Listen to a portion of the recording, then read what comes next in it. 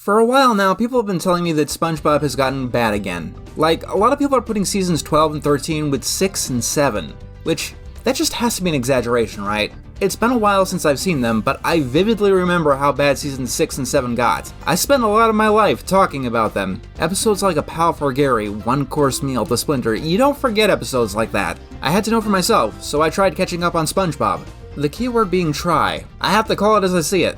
SpongeBob got bad again. And here's the strange thing, it got bad for an entirely different reason than seasons 6 and 7. Those seasons were rampant with gross out, the characters being unlikable, and a heaping pile of Squidward torture. Seasons 12 and beyond of SpongeBob are just utter nonsense. I get that that's the stereotype of SpongeBob as a cartoon. It's about a talking kitchen utensil who lives in a pineapple under the sea, and his greatest ambition is to work at a fry cook in the equivalent of the local McDonald's. It's pure cartooniness.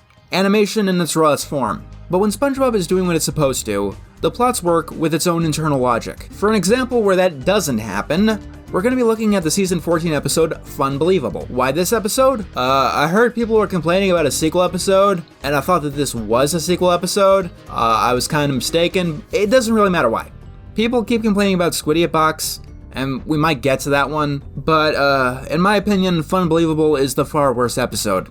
And that mainly comes down to the plot, in the fact that there just isn't a plot. If you ask me what happens in this episode, I have no other way of describing it except random nonsense upon random nonsense, with no plot, follow-through, or cohesion. And even in a gag-based show like SpongeBob or Looney Tunes, you need to have a plot. It doesn't have to be something deep or intricate. It can be going door to door to sell chocolates, trying to pass a driving test, just something that gives the characters motivation and context for these gags. Without a plot, you don't really have a reason to care about anything that's going on. There are no stakes, there's no conflict, there's just gag upon gag, and none of which are funny. The episode starts with Squidward hosting some kind of show, and then he gives the reins to this guy called Rube Goldfish. This name is an obvious play on Rube Goldberg. You want to guess what this character has anything to do with Rube Goldberg? Nothing. The shell has spoken! Exactly. The main idea is that Rube Goldfish goes from place to place trying to find something that's fun-believable. What exactly is fun-believable?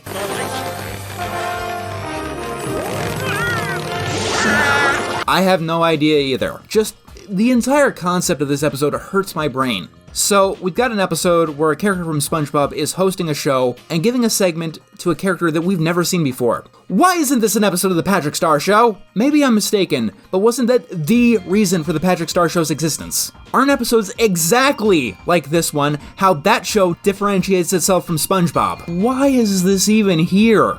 Like, what's the context here? The episode just drops you into a random setup with no explanation. And I'm not even against the idea of Squidward hosting a show on SpongeBob, but there's a right way to do it. Remember the episode Tentacle Vision? I wouldn't call that one a good episode, but it at least has a good structure. Squidward can't stand what's on television, and so the conflict of the episode is him creating a TV show that he actually cares about. So we as an audience care about his plight, and we care when the other characters start to take it over. And you know what? Just dropping us into Squidward hosting a television show might not be so out of left field. I mean, that wouldn't be too different than the Krusty Krab training video. But the problem is, they hand the episode to a one-off, someone who we know nothing about, someone who is just introduced like this. Rube Goldfish? Huh? Oh no, that guy puts mustard in his milkshakes. Could you imagine if you were watching any other show, any other one, and they just handed it off to, I don't know, a jar of mayonnaise? A jar of mayonnaise is this episode now. Honestly, that might actually be kind of funny for, one episode. The problems are that I hear SpongeBob is now doing this kind of stuff all the time. And once again, this is the exact justification for The Patrick Star Show. I mean, I've seen quite a few episodes of The Patrick Star Show. Fun-Believable feels like a subpar episode of The Patrick Star Show. Today we'll be exploring the amazing and unknown Bikini Bottom. And by that he means we're going to be seeing callback after callback. This episode starts in Sandy's Tree Dome, which is not unknown to the audience or the characters of Bikini Bottom. And then he goes to Nosferatu's castle. And then, after that, he meets the old woman from Chocolate with Nuts. Hey, you guys remember Chocolate with Nuts? I remember Chocolate with Nuts. It was a good episode with a lot of funny jokes. And coherent writing! I also remember like 7 years ago when people were complaining that SpongeBob had no continuity, and they didn't bring back characters like Bubble Bass or old references or fan service. And I kind of want to punch myself for doing that now, because now they're doing it in every single episode. And I can't see it as anything other than lazy or desperate to recapture old magic that is rapidly depleting.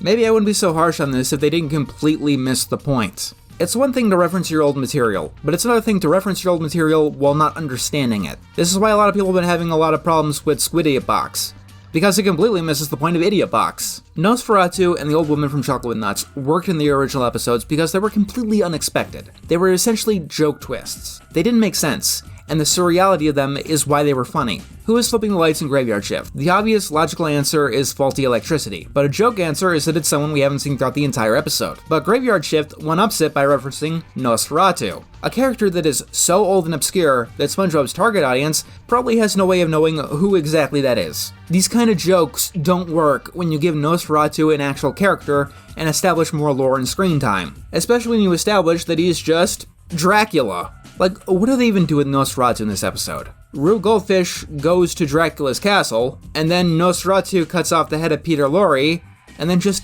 stuff happens. That might sound blasé, but there is no other way of putting it. This is just random stuff happening. Do you care that Peter Lorre is, I don't know, hitting a bowling strike with skeletons? Better question, are these even jokes? This feels like a broken AI from 1957 trying to understand this human concept called comedy, and it just can't get it right. As for the Chocolate with Nuts old woman, the problem with bringing her back as a character is that she's not a good character. Don't get me wrong, she's a good joke, but the joke was that she was obnoxious, and she made Mary's life miserable by refusing to die, even when Mary was like 80. As a character, all you have there is that she's a bitter, obnoxious old woman, which isn't a fun character to spend a lot of time with. She tries to prove to Rube Goldfish that she was young and wild by trying to drive a helicopter, which is just a cliched idea to begin with. Not the helicopter, the old woman with the wild side. You've probably seen this a million times before. And then the Chocolate Nuts woman comes across another old woman. And I just want to thank my great-gram-gram for flying the copter today. She is the oldest citizen in Bikini Bottom at 115. And that line just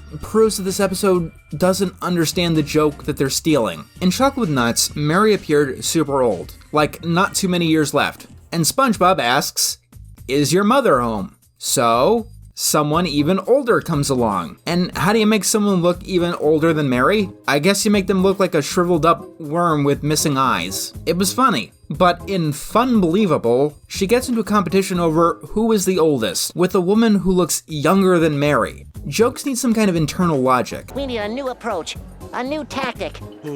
I got it. Let's get naked. You see, it's funny because that's actually a way that people try to sell things. No, let's save that for when we're selling real estate. And that specifically and intentionally breaks the logic to subvert expectations. Bringing the Chocolate Nuts woman back here is not just a misunderstanding of the reference, it's a misunderstanding of comedy itself. While comedy is an art, there is a rhythm to it. When you flail around desperately like this, just putting random whatever on the screen, I'll admit you might make something engaging or interesting to look at, but you won't make something funny, not even by accident, since there's nothing established. I'm sorry, but in the episode where you bring back Nosferatu and bring back the Chocolate Nuts old woman, I have to point this out. Glove World was destroyed in Glove World RIP and replaced with Glove Universe. Either have continuity or don't. I know SpongeBob doesn't want to acknowledge its awkward teenage phase, but it happened as much as we all wish it didn't. Let's check out the Sandy segment. It is the only one that doesn't have any callbacks. I hear a lot of people online say that it's fetishism, but I'm kind of apprehensive to make that criticism myself. I hold the squirrel record for the most nuts stored in my cheeks. I can see how someone might see this as fetishism, but I mean, it's not like anyone's getting bored, you know? Hey, Rube, should we come back later? Yeah, later would be good. Oh no. I think I have a nut ache. Is there literally no other way that you could have phrased that? Yeah, I know how you feel. We've all suffered from nut aches before. I remember. Dodgeball, 7th grade. I still got flashbacks from the event. Barreled over for 45 minutes. Couldn't walk for the rest of the day. Hey, don't look at me! This is the episode that decided to talk about nuts after voring a man. Seriously, what even is this episode? I don't know how to even describe what this version of SpongeBob is. Seasons 6 through 8 were bad, but even at their absolute worst, they were coherent. They tried to stick to a plot and tried to be consistent in the show's own internal logic. The obvious thing to say is that this doesn't even feel like SpongeBob, and while it doesn't feel like anything other than a fever dream. It's the kind of nonsense where you feel like either someone is trying way too hard or not trying at all. Actually, no, it doesn't even feel like humans made this. This feels like it was made for aliens. Put it on the Voyager. Maybe someone from Andromeda will get a kick out of it because I don't know anyone on Earth who would.